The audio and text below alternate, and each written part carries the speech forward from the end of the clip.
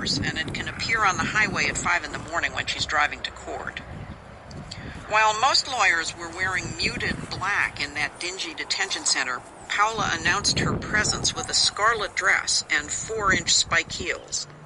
And in a court filled with all these rotating judges, Paula, this young lawyer who graduated from law school in 2015, she seemed to have become a resident expert. We saw Judge Pettinato defer to her judgment a couple of times when she was in court. She's very persistent and confident. Paula told us she had this case that was emblematic of the messed up situations lawyers and immigrants find themselves in when a court isn't running properly. The case involved a guy from El Salvador who wanted to appeal after he didn't pass his first asylum interview.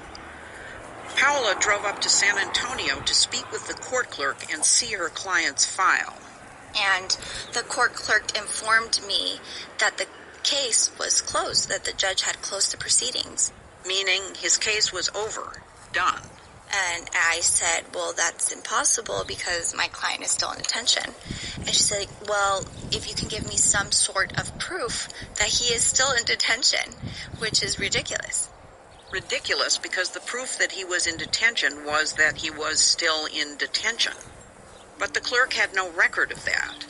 The problem was that if the case was formally closed, to get any order from the court to have the man released, Paula would need to get the case reopened. She tried ICE, the court in Laredo, the clerk's office in San Antonio, but nobody could figure out why a judge who was no longer there, had closed the case. Everyone was baffled, but everyone was also passing the buck. The man sat in detention in Laredo month after month. For any court, this is about as bad as it gets.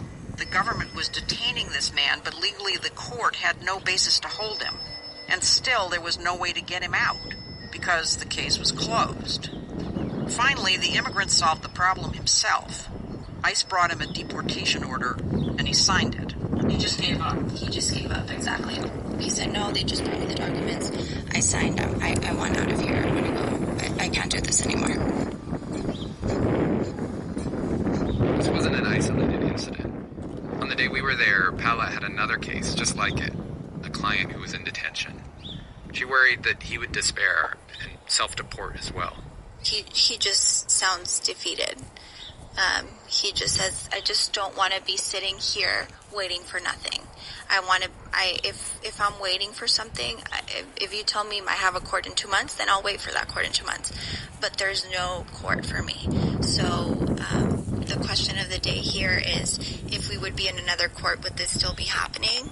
Or is it just because we're here in Laredo and we're in an immigration court, which is it's not organized, or who is there to blame here if there's someone to blame? Did you just put air quotes around immigration court? Yes,